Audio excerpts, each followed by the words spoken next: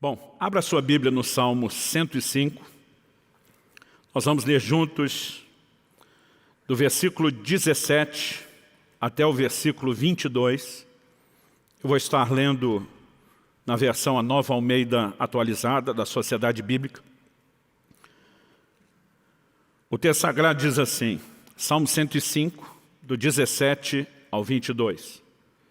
Adiante deles enviou um homem, José, que foi vendido como escravo.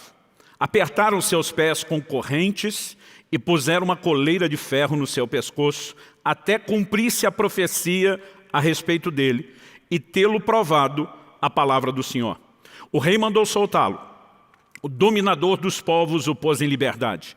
Constituiu o senhor da sua casa e administrador de tudo que possuía para, como bem quisesse, sujeitar os seus príncipes e ensinar a sabedoria aos seus anciãos. Eu quero tomar essa porção da palavra de Deus, aqui no livro dos Salmos, que resume, na verdade, traz, não é nem só um resumo, é a resenha do resumo da vida de José, que no livro de Gênesis ocupa várias páginas, vários capítulos e que nos comunica uma mensagem especial.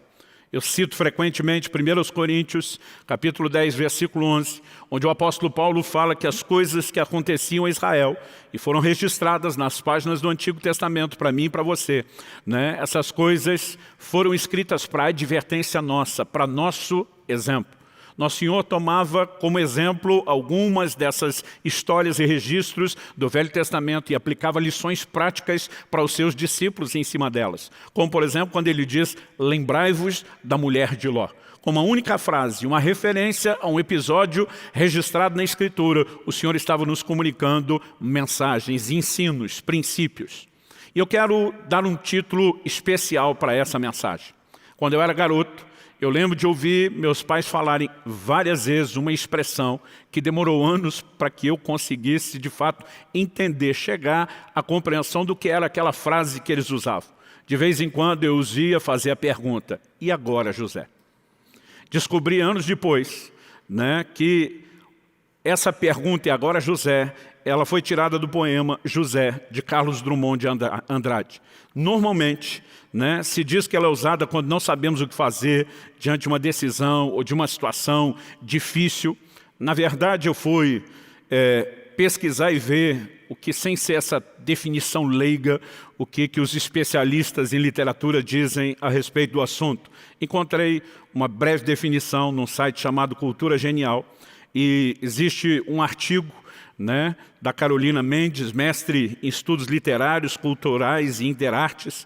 Ela diz o seguinte, o poema José, de Carlos Drummond de Andrade, foi publicado originalmente em 1942, na coletânea Poesias. Ilustra o sentimento de solidão e abandono do indivíduo na cidade grande, a sua falta de esperança e a sensação de que está perdido na vida sem saber que caminho tomar. Então, obviamente, aqueles de vocês que nunca ouviram essa expressão, deve estar entre o grupo dos mais novos. Décadas atrás, quando eu, por exemplo, era criança, era mais comum dentro da cultura brasileira. Isso foi uma expressão que foi popularizada. E agora, José. É mais ou menos uma pergunta, José é um nome muito comum, talvez uma tentativa do autor de generalizar aquilo, mas acredito que o melhor José, a quem eu e você podemos dirigir uma pergunta sobre o que fazer em momentos e situações difíceis, não é o José do poema de Carlos Drummond de Andrade. É o José da Bíblia. Esse enfrentou situações difíceis como poucos, mas tem uma conduta registrada nas Escrituras com a clara intenção de Deus de que eu e você aprendêssemos com isso e por meio dessa sua conduta e do seu comportamento, ele nos responde como agir em situações difíceis. Então, eu quero falar a respeito desse José, o filho de Jacó. No texto que nós lemos aqui em Salmos 105, nós vemos uma declaração onde atribui-se à soberania de Deus tudo aquilo que aconteceu. Uma conclusão que nós vemos que José posteriormente também vai chegar. O texto começa no verso 17 dizendo que adiante deles Deus enviou um homem, José. Então Deus está por trás dessa história. Não necessariamente estou aqui falando sobre um predeterminismo absoluto, mas estamos falando da capacidade de Deus de gerenciar circunstâncias que eu e você não entendemos. Ele nos traz aqui o Salmo 105 detalhes que você não lê lá no livro de Gênesis. Quando o verso 18 diz, apertaram os seus pés com correntes e puseram uma coleira de ferro no seu pescoço. Alguém poderia perguntar, mas o livro de Gênesis não diz que isso aconteceu. No entanto, o livro de Gênesis diz que ele foi levado como escravo para uma terra distante, né? E o livro de Salmos, ainda que escrito muito tempo depois, estava muito mais próximo do contexto cultural deles do que nós. Então, é uma leitura, né, e uma aplicação óbvia em cima das circunstâncias. Agora, esse homem, o versículo 19, né, e eu quero ler agora na tradução brasileira, uma versão antiga que teve como um dos seus revisores, Rui Barbosa. A tradução brasileira apresenta esse versículo 19 dizendo assim, até que chegasse o tempo para o cumprimento da sua palavra, a promessa de Jeová o provou. É interessante notar que esse salmo diz que a mesma promessa que Deus fez, né, que lhe dava um horizonte, que sinalizava um destino, que expressava a vontade de Deus, foi também a mesma palavra que o provou. Porque mesmo aquilo que Deus tem prometido a mim e a você, não significa que vai acontecer depressa, não significa que vai ter cumprimento automático. E ao longo da jornada e do processo, onde avançamos em direção ao nosso destino, que inclui o cumprimento dessas promessas, eu e você precisamos entender que a mesma palavra que nos foi dada nos provará. Isso significa que o Deus que está sinalizando onde quer nos levar, Ele também vai nos provar ao longo do caminho. E eu e você precisamos saber como nos conduzir ao longo do caminho. Um caminho que inevitavelmente apresentará desafios e dificuldades. Então vamos lá. Eu quero destacar 5 situações que José passou e a resposta que ele deu a cada uma delas. E, diferente do padrão, né, onde até por uma questão didática a gente tenta manter sermão de 3 pontos, hoje eu vou apresentar 5 pontos distintos. Se você é daqueles que toma nota, eu já vou anunciar antes para que você entenda, né, com clareza a transição que nós estamos fazendo, o raciocínio que nós estamos construindo. Então, dessas 5 situações, seguida das respostas de José, a primeira é, foi traído por quem o invejava, mas não deixou de sonhar e acreditar. A segunda, assediado por propostas erradas, mas não deixou de ser fiel a Deus. A terceira, recebeu o mal pelo bem, mas não deixou de buscar o bem dos outros. A quarta, esquecido por quem ajudou, mas convicto de que Deus não se esqueceu dele. E a quinta, quando exaltado, não se vingou, né? Pelo contrário, mas pagou o mal com o bem.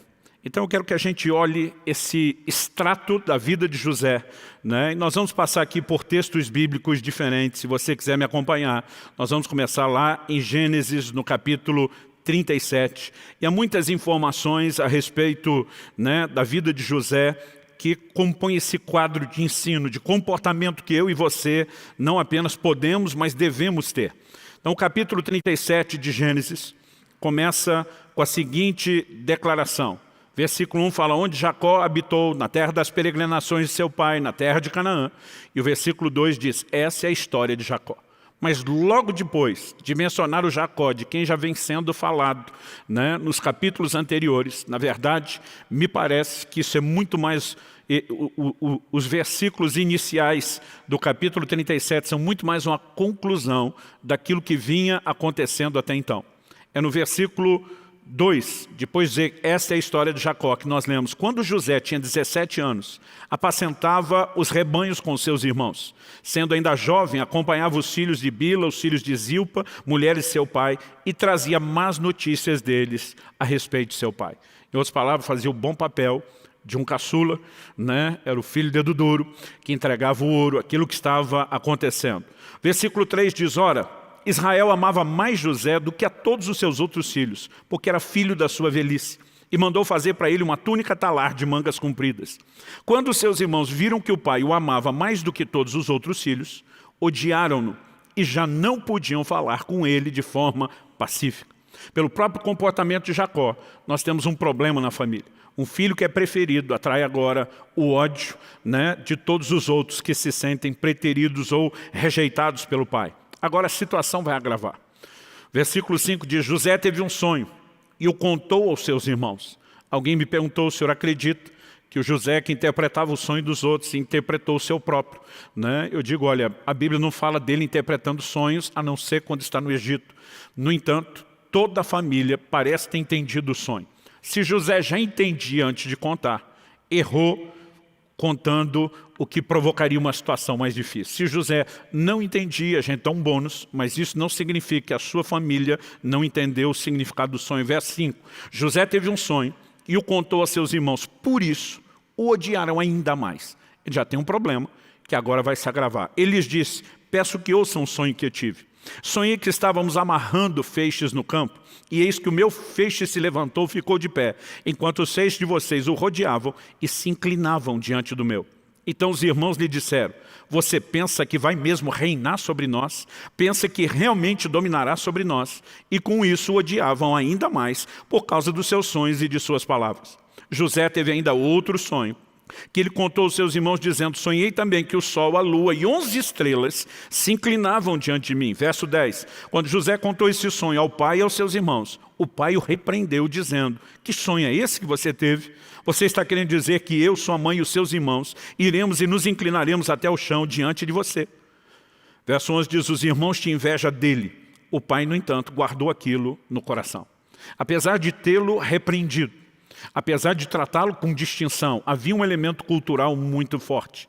Né? A força de governo que um patriarca tinha na família é algo que nós temos perdido com o tempo e esse conceito vem sendo diluído. Quando Deus diz para Abraão, em ti serão benditas todas as famílias da terra, a forma como o Novo Testamento interpreta isso é em ti serão benditos todos os povos. Isso é usado como uma alusão do evangelho que foi pré-anunciado a Abraão que se espalharia para os gentios. Mas a expressão famílias era usada para povos por quê? Porque sempre, a partir de um patriarca, né, a família se multiplicava e se consolidava depois como uma nação, como uma linhagem. Então, a força que alguém tinha de governo na sua casa não era distinta da força de governo que teria sobre toda a família à medida que eles se multiplicavam. O pai o repreende, porque ele é um dos filhos mais novos, dizendo, você acha que além de seus irmãos, eu e sua mãe, vamos nos curvar diante de você, que o governo vai passar para a sua mão? Ninguém entendeu aquilo.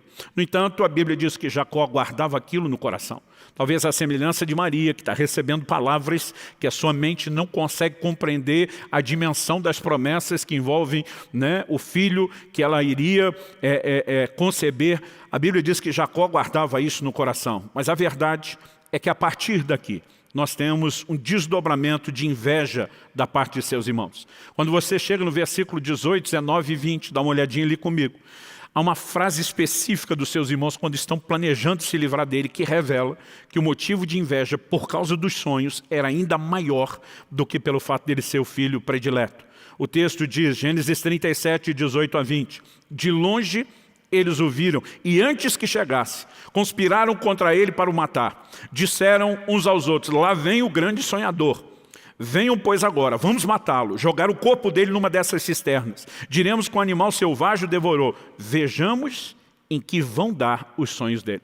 Agora a guerra não é mais apenas com a pessoa do irmão, né? É um protesto e uma guerra contra os sonhos. Vamos ver se isso se mantém de pé.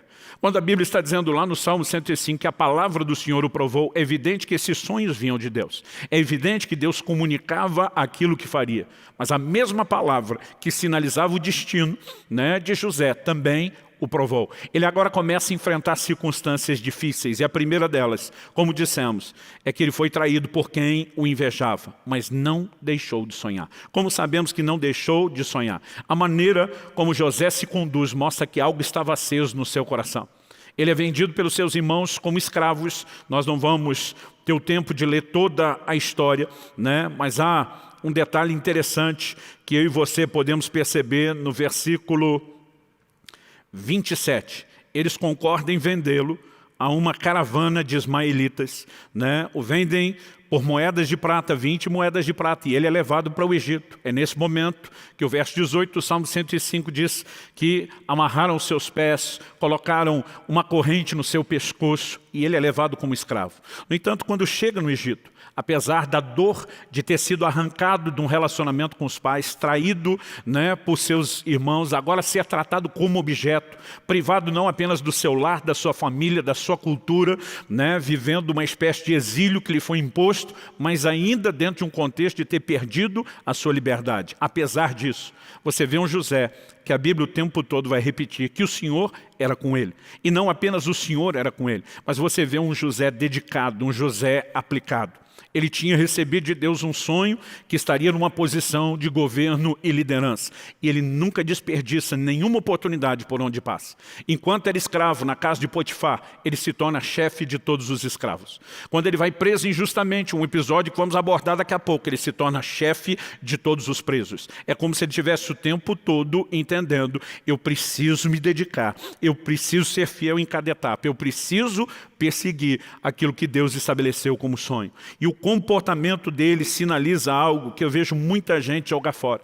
Porque muitos, quando surgem as provas, eles desanimam. O próprio Senhor Jesus diz isso em Mateus 13, na parábola, né, do semeador. Ele fala de uma semente que cai em solo rochoso, que é aquele tipo de semente que não desenvolveu profundidade. E ele diz, quando vem as angústias, a perseguição por causa da palavra, eles logo desanimam. E eu e você podemos aprender uma lição com José. Não importa se a vida vai trazer surpresas ruins, se nós vamos enfrentar reveses, nós podemos permanecer crendo e sonhando, porque é quem permanece crendo que recebe de Deus o melhor. Tiago capítulo 1 começa falando sobre sabedoria. Se algum de vocês tem falta de sabedoria, peça a Deus. Mas depois ele amplia o assunto para muito mais do que sabedoria. E diz, peça porém com fé, não duvidando. Porque o que duvida é semelhante à onda do mar que é levada e agitada pelo vento. Ele arremata dizendo, não pense tal homem que receberá do Senhor coisa alguma. Eu e você não vamos experimentar nada de Deus, a não ser por fé. Porque está escrito, o justo viverá da fé. Sem fé é impossível agradar a Deus. E nós precisamos entender a importância de ter uma postura de fé, permanecer crendo e sonhando a despeito do que nós enfrentamos. E quando tudo parecia, está assim, funcionando de forma tão contrária à palavra de Deus, contradizendo aquilo que Deus tinha sinalizado. Existe um José que, mesmo entendendo o que está acontecendo, ele tem uma postura de quem no seu interior está dizendo, Deus não perdeu o controle, Ele é fiel naquilo que fala, Ele é fiel naquilo que promete. Eu não sei como as coisas vão mudar, quando haverão os desdobramentos necessários, mas Deus segue no comando. E se há uma lição que eu e você podemos receber do melhor José para nos ensinar, quando eu e você perguntamos, e agora José? É essa. Não importa o que você tem enfrentado, os reveses que você esteja passando, não deixe de sonhar e acreditar naquilo que Deus tem falado a seu respeito. Em segundo lugar, nós lemos, e agora eu quero que você pule comigo para Gênesis capítulo 39, nós lemos que ele foi assediado por propostas erradas, mas não deixou de ser fiel. E isso nos traz uma outra lição poderosa. Então, em Gênesis, no capítulo 39, ao longo do capítulo 37, a Bíblia transiciona da história de Jacó para José. Em algum momento, depois de José ter sido vendido pelos seus irmãos, nós lemos que Rúben, o primogênito, o irmão mais velho, no início dissuade os irmãos, não vão matar não, joga na cisterna. A Bíblia diz que ele tinha intenção de livrá-lo dos seus irmãos, depois restituí-lo ao pai. Mas a Bíblia diz que Judá era o quarto. Rúben era o mais velho, depois de Rúben ainda tinha Levi e Simeão, e na sequência dos 12 filhos, Judá era o quarto. Judá se aproveita da ausência de Rúben e diz, vamos vender o menino. Quando Rúben volta e descobre o que aconteceu, ele entra em desespero e não havia mais nada a ser feito. Judá foi quem liderou aquele processo de traição. Talvez esse seja o motivo pelo qual no capítulo 38 a Bíblia destaca um tempo para falar de Judá, que se aparta dos seus irmãos. Não sabemos se foi a culpa, não sabemos se aquilo gerou alguma confusão posterior, mas ele se isola. Depois a Bíblia volta no capítulo 39, nos dando informações sobre José agora já no Egito. Então, a partir do versículo 1, a Bíblia diz que Potifar, capitão da guarda, comandante da guarda, oficial de Faraó, comprou José dos ismaelitas. O versículo 2 diz, o Senhor Deus estava com José, que veio a ser homem próspero e estava na casa de seu dono egípcio. Potifar viu que o Senhor estava com José e que tudo que ele fazia, o Senhor prosperava em suas mãos. Assim José achou favor diante dos olhos de seu dono e o servia. E ele pôs José por mordomo de toda a sua casa. Ele passou às mãos tudo que tinha. E desde que Potifar o fez mordomo de sua casa, encarregado de tudo o que tinha, o Senhor abençoou a casa do egípcio por causa de José. A bênção do Senhor estava sobre tudo o que tinha, tanto em casa como no campo. Potifar confiou tudo o que tinha às mãos de José, de maneira que não se preocupava com nada, a não ser com o pão que comia. Aqui nós vemos José, mesmo numa situação difícil, vivendo e experimentando a presença de Deus, a graça de Deus, o favor do Senhor. E se existe algo que eu e você precisamos entender, é que não são as circunstâncias que dizem se eu e você temos ou não Deus do nosso lado. Porque Ele disse que estaria do nosso lado. Nós podemos olhar para qualquer tipo de circunstância, favorável ou não, e dizer: o Senhor está conosco. A conduta e a postura de José é impressionante. Ele decide viver não como um escravo, ele decide viver não na amargura dos reveses que enfrentou, mas o tempo todo a Bíblia diz: o Senhor era com ele. E a manifestação daquela presença era evidente. Os resultados que José tinha não eram fruto apenas de uma boa administração. A graça, o favor de Deus está sobre ele. No entanto, José começa a ganhar destaque. E ele começa a ter uma figura, uma projeção, como alguém que é mais do que um escravo. Versículo 6 termina nos dando uma informação que prepara o relato que vem a seguir. Versículo 6 termina dizendo: José tinha um belo porte e boa aparência. Traduzindo numa linguagem atual, o bicho era saradão, ajeitado. Alguém diz que parece ser preconceito, que o homem não chama outro homem de bonito, mas eu na verdade só estou lendo a Bíblia. Belo porte e boa aparência. E o que acontece? Versículo 7. Assim, depois de algum tempo, a mulher de Potifar pôs os olhos em José. E aqui começa o assédio, começam as propostas. Pôs os olhos em José e lhe disse: venha para a cama comigo. Ele, porém, recusou e disse à mulher do seu dono: escute, o meu senhor não se preocupa com nada do que existe nessa casa porque eu estou aqui. Tudo que tem ele passou às minhas mãos. Não há ninguém nessa casa que esteja acima de mim. Ele não me veio do nada a não ser a senhora, porque é a mulher dele. Como, pois, cometeria eu tamanha maldade e pecaria contra Deus? O que nós temos aqui não é a recusa a uma proposta.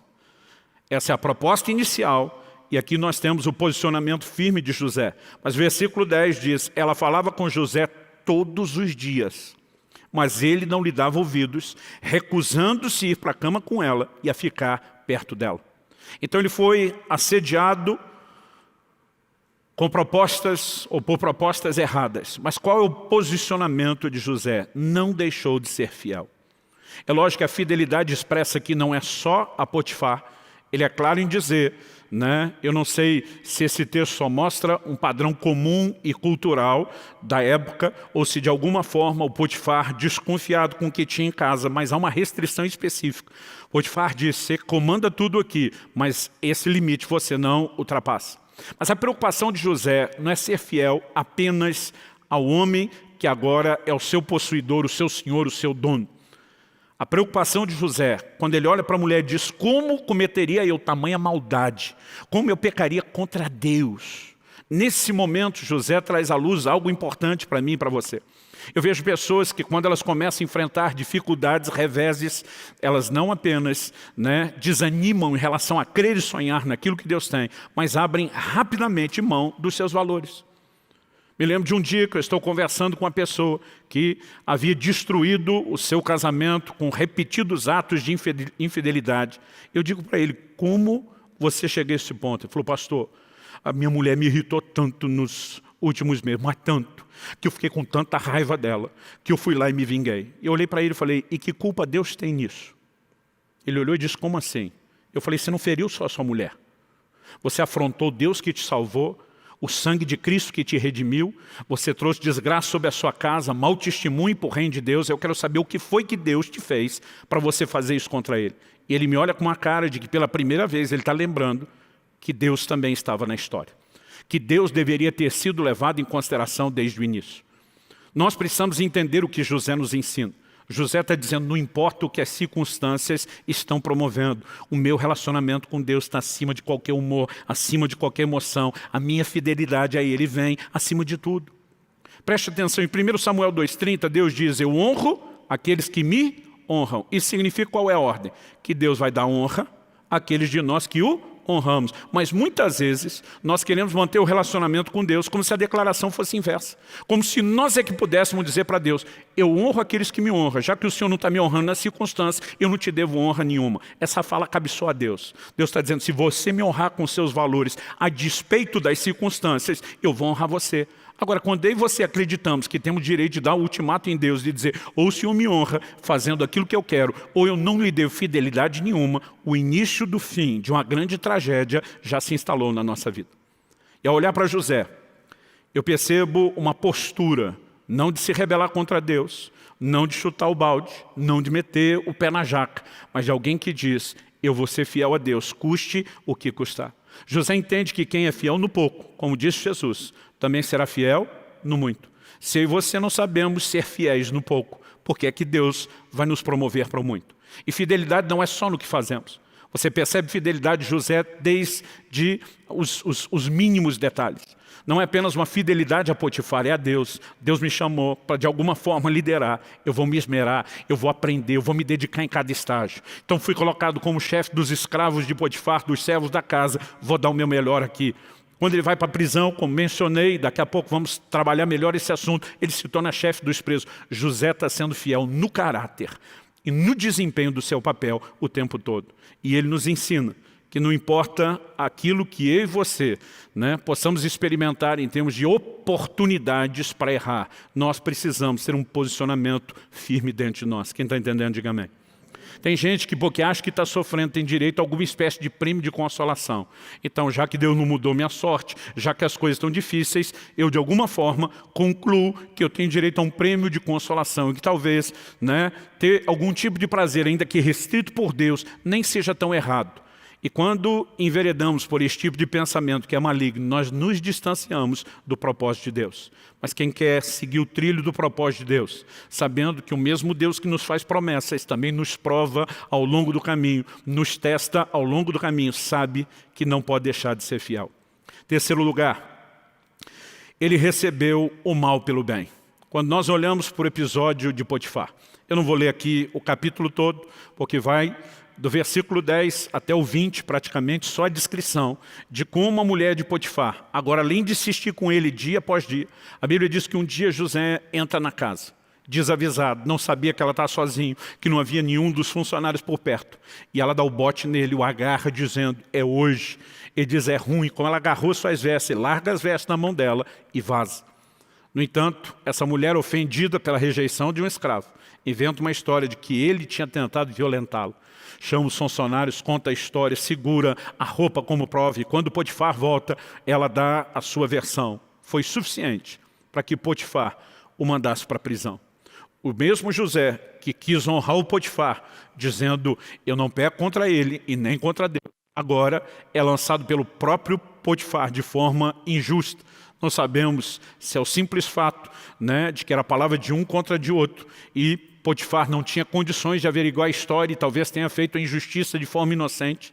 Outros já acreditam que se houvesse de fato uma comprovação de uma tentativa de um estupro, José não teria sido preso, José teria sido morto. Então acredita-se que o fato dele ter sido levado para uma prisão, isso agora é só conjectura, especulação, significa que de alguma forma o Potifar sabia o que é que ele tinha em casa, mas disse, eu preciso tirar José de cena, e talvez teria tentado amenizar a injustiça. De qualquer forma, isso não muda a injustiça que foi praticada.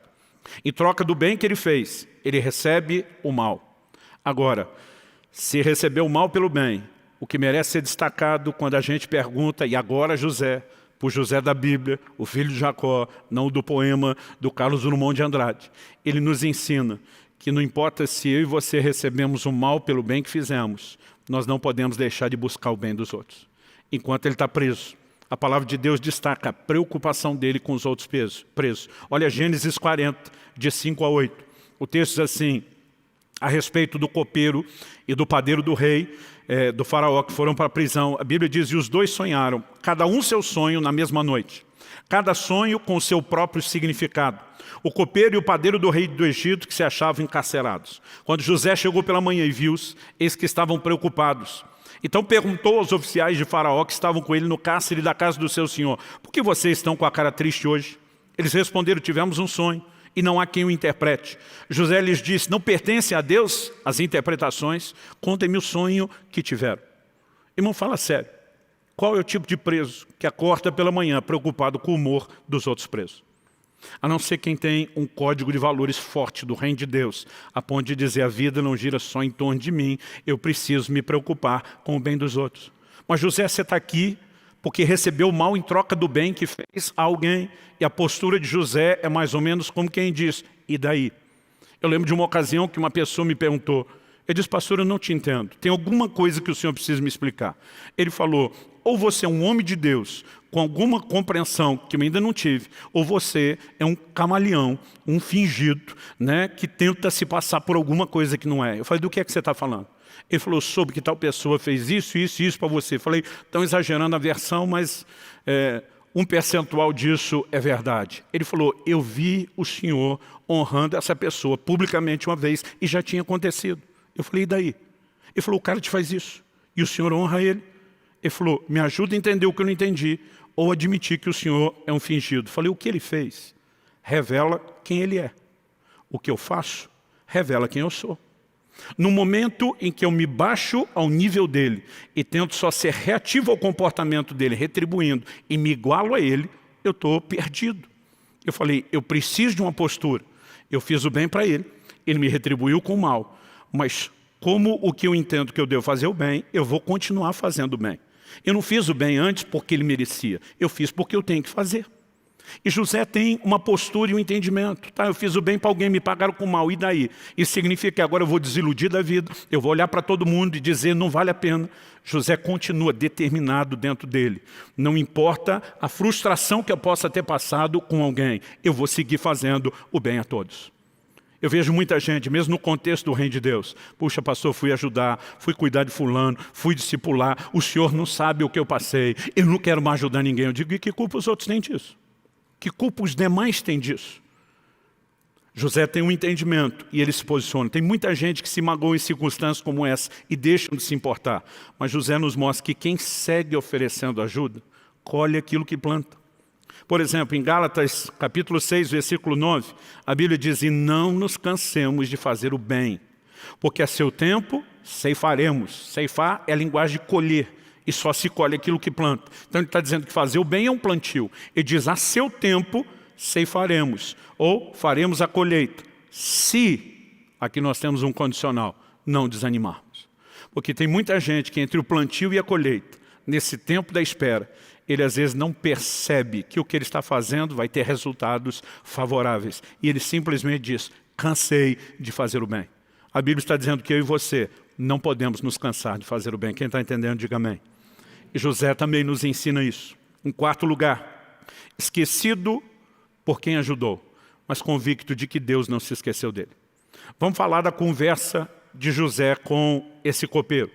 Nós vimos ali em Gênesis 40, dos versículos 5 a 8, que ele pede para que eles contem os sonhos. E o copeiro conta o sonho dele, o padeiro conta o sonho dele. José olha para cada um de forma honesta. Ele diz para o copeiro: em 3 dias, você não apenas sai da prisão, você vai ser restaurado ao seu cargo de confiança e vai voltar a oferecer o copo ao faraó. O padeiro conta o sonho dele. José olha para ele e diz: você, meu filho, deu ruim.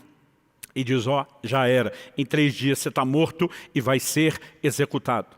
Você consegue imaginar o que foi a expectativa e a ansiedade desses dois nos próximos 3 dias? Esse sonho é uma mensagem divina, foi corretamente interpretada.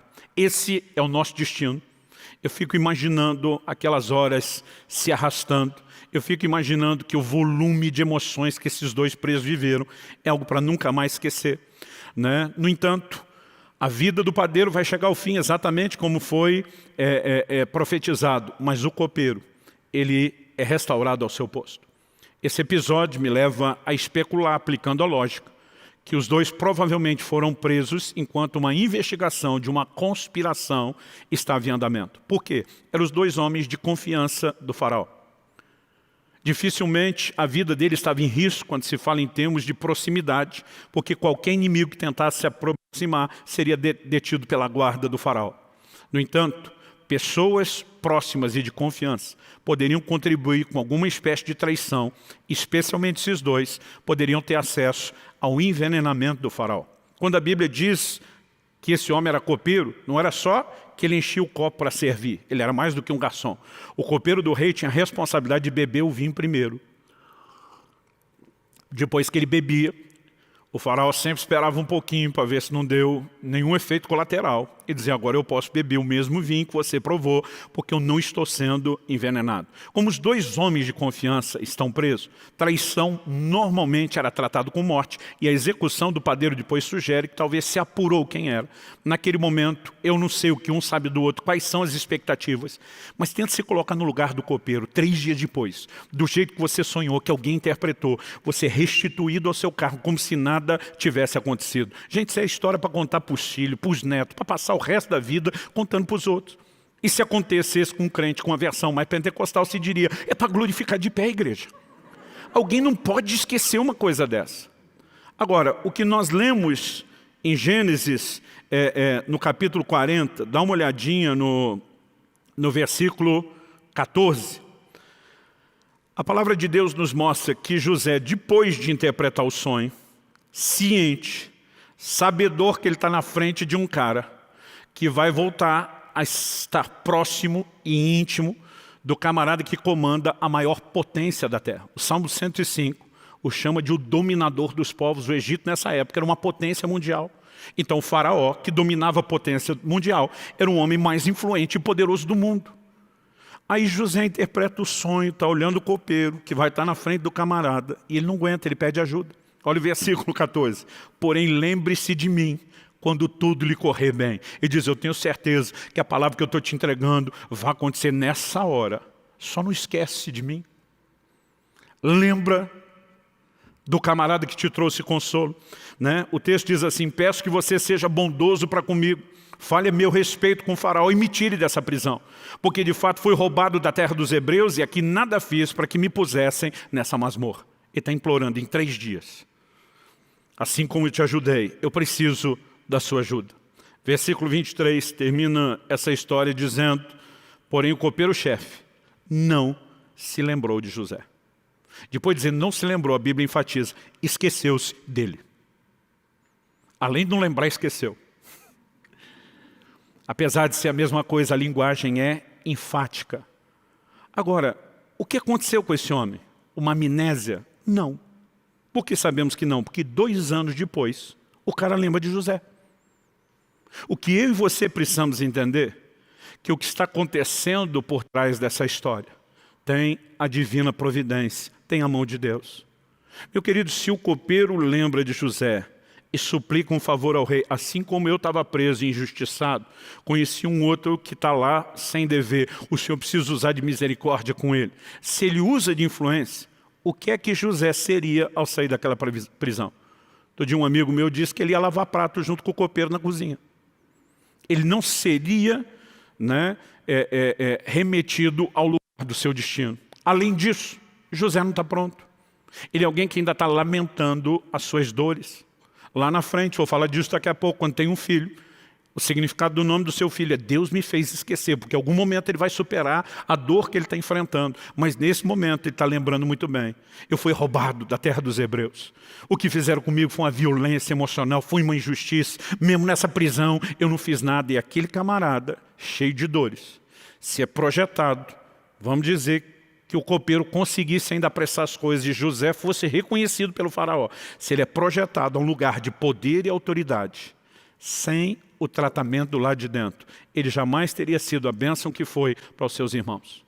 Deus olha e diz, enquanto a mágoa estiver viva e forte, aí meu filho, não dá não. Tu tem que ficar quieto. Você precisa ser tratado e trabalhado. 2 anos depois, ele será lembrado, essa história vai mudar. Mas mesmo esquecido por quem o ajudou, pelo menos temporariamente, até que aqueles 2 anos passassem, o sentimento não foi finalmente, o copeiro lembrou de mim, né? Isso vai acontecer depois, mas até então não. No entanto, a postura de José ao longo de todo o registro da sua história é de alguém que precisava esquecer sua própria história, mas sabia que Deus não se esquecera dele. É só você olhar o nome dos filhos. Ele teve 2 filhos no Egito depois de sair da prisão. O primeiro deles foi chamado Manassés. Gênesis 41, 51 e 52 diz assim: ao primogênito José chamou de Manassés, pois disse, Deus me fez esquecer todo o meu trabalho e toda a casa de meu pai. Ao segundo deu o nome de Efraim, pois disse, Deus me fez próspero na terra da minha aflição. Manassés é uma combinação de palavras que no hebraico significa fazer esquecer, mas ele está dizendo Deus me fez esquecer, Deus me fez superar. Por outro lado, Deus me fez próspero, porque depois de superar, a gente prospera, não antes. Depois de superar, a gente prospera. Por favor, diga amém. Agora, muitos confundem o ser esquecido por outros com ser esquecido por Deus. José faz essa distinção e diz, o copeiro esqueceu de mim. Isso não significa que Deus se esqueça de mim ou de você. Aliás, Deus faz questão de dizer na Bíblia que Ele não se esquece de nós. Isaías 49, 15, Deus diz, o Senhor responde, será que uma mulher pode se esquecer do filho que ainda mama, de maneira que não se compadeça do filho do seu ventre? Deus está apelando para o mais alto, sagrado e sacrificial nível de amor que a humanidade conhece, que é amor de mãe. Então a pergunta já sugere que não, mas porque de vez em quando, raramente, mas de vez em quando, temos em caráter de exceção uma ou outra mãe desnaturada. Deus responde, mas ainda que esta viesse a se esquecer dele, eu, porém, não me esquecerei de você. Deus está dizendo, se uma mãe falhar, é o amor mais improvável de falhar. Deus diz, ainda que esse falhe, o meu por você não falha, eu não me esquecerei de você. Em Hebreus, no capítulo 6, no versículo 10, a Bíblia diz, Deus não é injusto para se esquecer do trabalho que vocês fizeram, do amor que mostraram para com o seu nome, pois vocês serviram e ainda estão servindo aos santos. O livro de Hebreus não só diz que Deus não vai esquecer, mas diz que Ele não é injusto para esquecer. Por quê? O autor está dizendo, ele está vendo o amor que vocês demonstraram pelo seu nome, ele está vendo o trabalho de vocês, ele está vendo a disposição de serviço, e Deus viu isso tudo em José. José tem lá dentro dele uma certeza, que nós vamos descobrir em discursos posteriores, que ele sabia que Deus não havia se esquecido dele. Não importa o que aconteça, no âmbito circunstancial ou relacional, nós não podemos deixar o engano de Satanás entrar na nossa mente de que Deus se esqueceu de mim e de você, ou que Ele nos abandonou. Há uma certeza, eu e você podemos dizer o que Jesus nos garantiu, que Ele estaria conosco todos os dias até a consumação do século. E quando carregamos essa certeza, nós podemos e ficaremos firmes. Em quinto e último lugar, quando exaltado, não se vingou, mas pagou o mal com o bem. Eu tenho percebido crescer esse pensamento, esse sentimento no meio cristão, do que muitas vezes brincando eu chamo de um gospel vingativo. Quem me viu passar na prova e não me ajudou. Agora... E a gente entende que a exaltação de Deus posterior à prova é para a gente ostentar e pisar nos outros. Isso não tem base bíblica alguma, pelo contrário. Quando a gente olha o encontro, o reencontro de José com seus irmãos não têm noção. Quando depois da fome ter começado, depois dos 7 anos de vacas gordas, eles têm que ir ao Egito comprar mantimento, porque não está havendo mais colheita. Eles não têm noção que ao estar diante do governador, o segundo homem na linha de comando da maior potência do mundo, que eles estão diante do seu irmão já crescido. E a Bíblia diz que em algum momento, porque José já os reconheceu, mas eles não sabem que foram reconhecidos. Eles estão falando a língua deles e eles não sabem que o homem entende o que eles estão falando. Imaginam que ele é um egípcio. E a palavra de Deus diz em Gênesis 42, 9, então José se lembrou dos sonhos que teve a respeito deles. Eu gosto dessa frase, porque se lembrou é o momento onde Jacó tem que entender não só qual foi o sonho, mas qual era o propósito do sonho. Agora que ele foi exaltado por Deus, ele poderia dizer, e alguns crentes diriam, agora vocês me pagam. Mas quando ele se lembra do sonho, não é só Deus falou e cumpriu, é mais do que isso. Eu acredito naquele momento ele entende o propósito do sonho. E eu diria que o seu senso de destino profético levava a andar na convicção do cumprimento do plano de Deus para si e também para a sua família, o seu povo. Por que Deus queria preservar aquela família, porque havia uma promessa a Abraão, de que através deles o Messias viria, o reino de Deus impactaria todo mundo. E naquele momento José começa a entender ou conectar os pontos, não sabemos quando isso começou, logo depois ele vai explicar que alcançou esse entendimento. Ele sabia que o plano de Deus era algo maior do que ele mesmo. Olha o que diz Gênesis 45, de 5 a 8. José agora se revelou aos seus irmãos, abre o jogo e diz: eu sou José, a quem vocês venderam. Mas olha a conversa dele, Gênesis 45, de 5 a 8. Agora, pois, não fiquem tristes nem irritados contra vocês mesmos por terem me vendido para cá. Porque foi para a preservação da vida que Deus me enviou adiante de vocês. Olha a frase, Deus me enviou. Versículo seguinte, porque já houve 2 anos de fome na terra, e ainda restam 5 anos em que não haverá lavoura nem colheita. Então, pela segunda vez, ele diz: Deus me enviou adiante de vocês, para que fosse conservado para vocês um remanescente na terra, e para que a vida de vocês fosse salva por meio de um grande livramento. Terceira afirmação, assim não foram vocês que me enviaram para cá, e sim Deus. Algo que você precisa entender, querido, o dono, o senhor do seu destino é o Deus Todo-Poderoso. O meu e o seu destino não estão na mão das pessoas à nossa volta. José olha e diz: não foram vocês que me enviaram para cá, e sim Deus, que fez de mim como que um pai de Faraó, senhor de toda a sua casa e como governador em toda a terra do Egito. De alguma forma José entende que Deus permitiu que ele sofresse para salvar quem lhe fez mal, não para retribuir o mal. E é impressionante a postura e a conduta, de José. Nesse momento ele diz: eu serei um instrumento divino de livramento para vocês. Eu vou pagar o mal que vocês me fizeram com o bem. Eu vou sustentar vocês. Esse é o momento onde alguém poderia dizer: parece que o jogo mudou, não é mesmo? Porque esse homem está sendo nobre, com entendimento divino. De alguma forma, os seus irmãos não pareciam acreditar que depois da morte de Jacó, a mesma benevolência seria estendida. Jacó desce ao Egito, reencontra seu filho José, passa seus últimos anos lá, mas quando finalmente Jacó morre, aí tem uma reunião de família. Gênesis 50 agora, de 15 a 21 diz: vendo os irmãos de José que seu pai já era morto, disseram: é possível que José tenha ódio de nós. Certamente nos retribuirá todo o mal que lhe fizemos. Por isso mandaram dizer a José: o seu pai, antes de morrer, últimos desejos dele, ordenou o seguinte: é isso que vocês dirão a José: perdoe, por favor, a transgressão dos seus irmãos e o pecado que cometeram, porque eles lhe fizeram mal. Agora pedimos que perdoe a transgressão dos servos de Deus. Agora todo mundo virou servo de Deus. Perdoe a transgressão dos servos do Deus do seu pai. Ao ouvir essas palavras, José chorou. Eu particularmente não acho que ele chorou de mágoa. Acho que ele chorou de dó. Acho que ele chora de compaixão do estado dos seus irmãos. Depois vieram também os seus irmãos, prostraram-se diante dele e disseram: eis-nos aqui, somos seus servos. Mas José respondeu, eu amo esse versículo: não tenham medo. Será que eu estou no lugar de Deus? José olha para os seus irmãos e diz: vocês estão de brincadeira? Vocês acham que eu vou confundir a minha posição? Vocês acham que por algum momento eu vou achar que eu sou uma espécie de sol nessa galáxia e que tudo está orbitando em torno de mim? E diz: eu vou tomar o lugar de Deus. Deus é em torno de quem as coisas devem orbitar. São os seus planos, a sua vontade, o seu propósito, não eu. Ele está olhando para os seus irmãos e a reação dele é como quem diz: vocês estão malucos.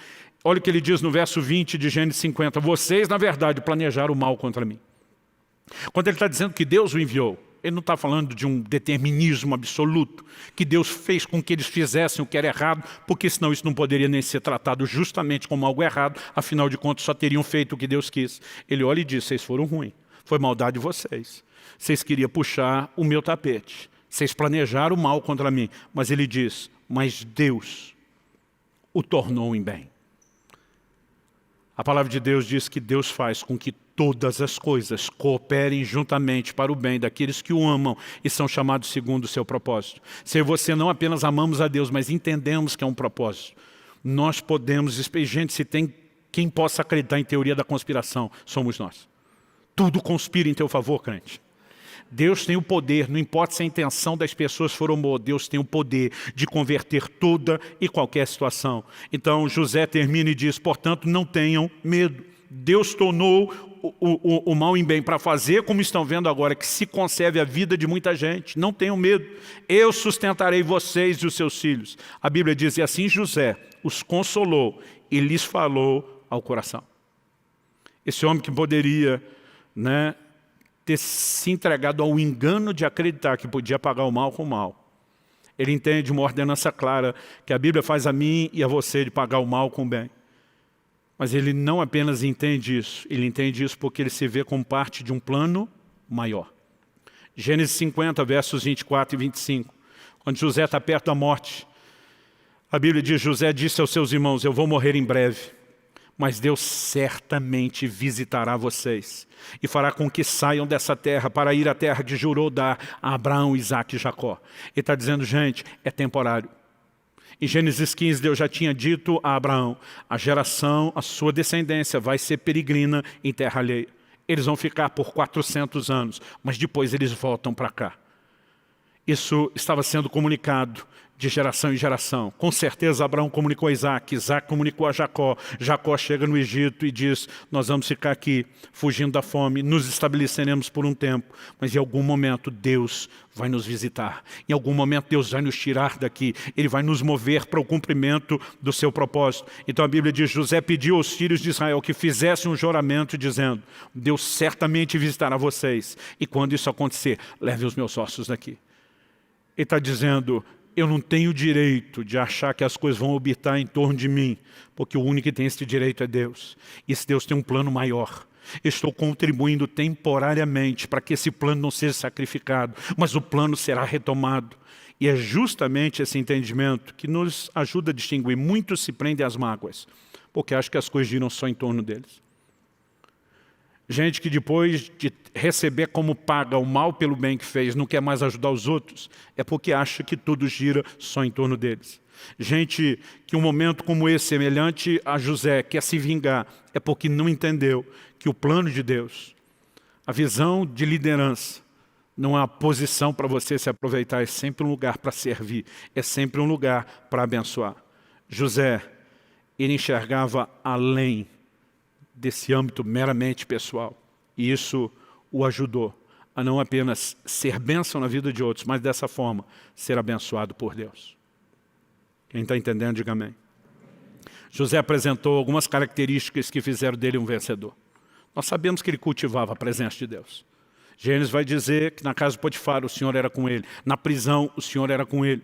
Né? Há menções, o livro dos Salmos diz, o Senhor o enviou adiante deles. O tempo todo a história de José está conectada, né? Ou com a manifestação da presença de Deus ou do governo de Deus. Estevão, em Atos no capítulo 7, na sua pregação, nos versículos 9 e 10, resume a vida de José de uma maneira ainda mais curta que o Salmo 105.